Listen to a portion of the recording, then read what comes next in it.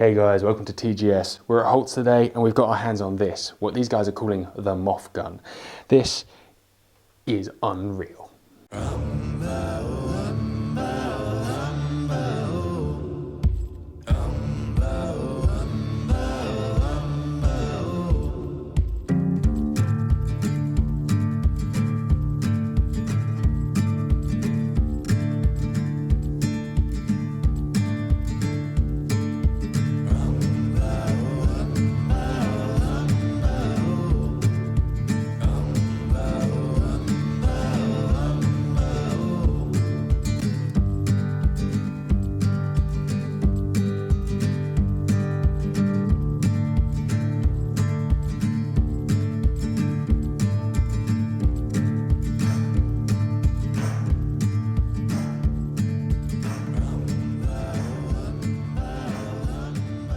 So this gun is made by J.C.Savin, M.O.F. Before we get started on the gun, it's worth talking about what M.O.F means.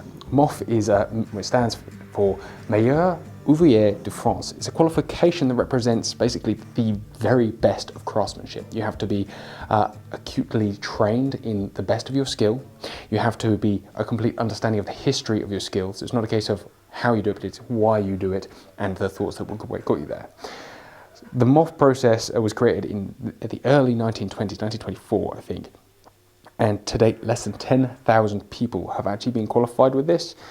And that goes across the range of 16 industries and 200 professions. And this gun was worked on by 5 M.O.F qualified artisans. A M.O.F stocker, a M.O.F actioner, a M.O.F engraver, a M.O.F finisher, and the gunmaker himself has 2 M.O.Fs. 2 M.O.Fs. This is a representation of the very best of what France can produce.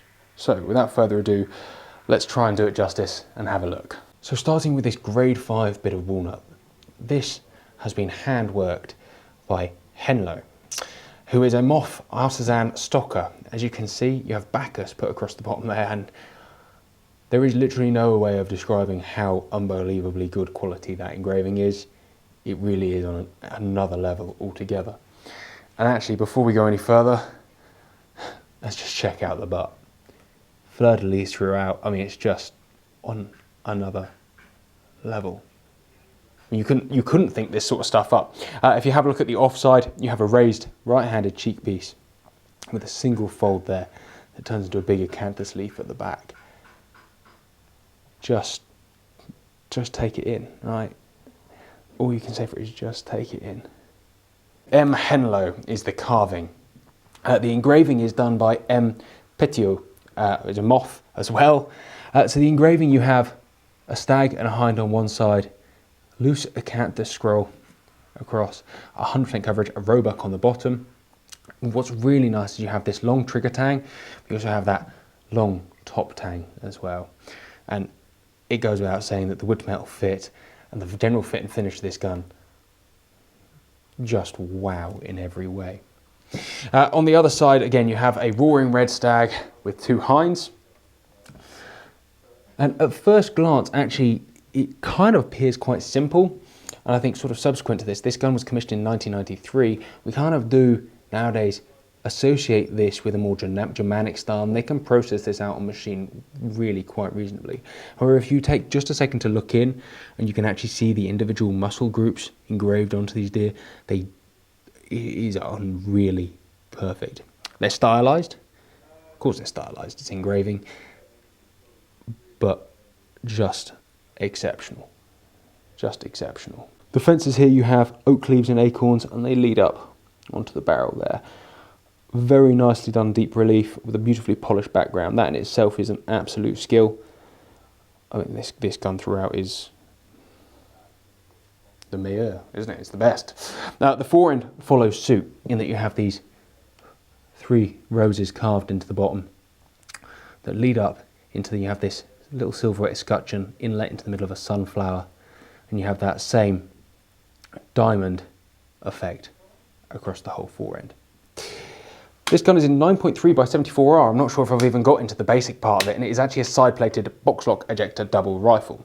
So it is not a true side lock, Not that it really matters, because it is just that beautiful. And if you look really carefully, you can just see the side plate inlets and your screw there, and your double screws on the other side.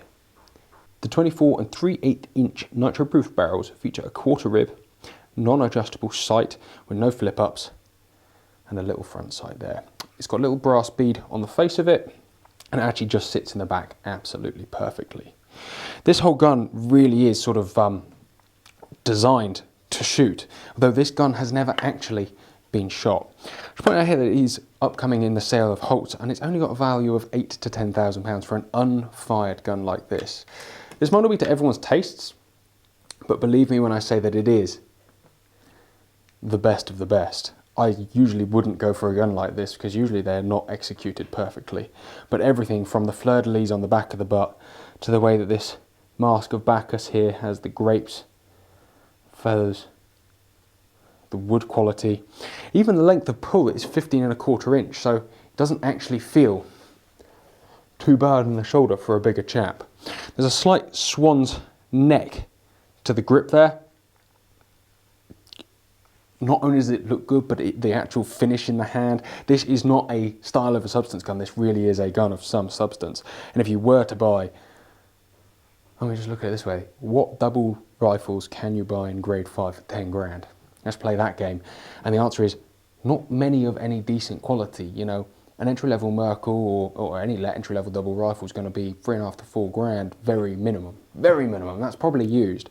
So to spend 10 on something like this that you could go and shoot most of the animals in the world that you need a larger caliber for with is unreal. You're never going to run out of conversation with it either, that's for damn sure. Unreal. What's interesting is this piece was built by J.C.Savin, and he actually holds 2 MOFs. A double MOFer, one for assembly and one as an action maker. So he is a double MOF, which is extremely rare, given that only 10,000 are given out, like I say. But it shows. Everything about this gun is beautiful. What I'd love to have seen is the previous owner to have actually shot it in his ownership, just so that it's had a little bit more bed in. Because as beautiful as it is being new, I almost feel sad for it that it's been locked away its entire life. That's kind of sad, isn't it? However, you can change that, which is exciting. Guys, this has been a privilege actually to show you this gun. This is a real feat of gun making. And there is not one thing about it that I dislike, even though the component parts, there's literally nothing that I would pick on a gun that I built. Wow. Guys, thank you very much for watching. Take care. Thank you very much to Holt's once again. Go check out their website for more details on this beautiful thing. It's been brilliant, and I'll see you next time.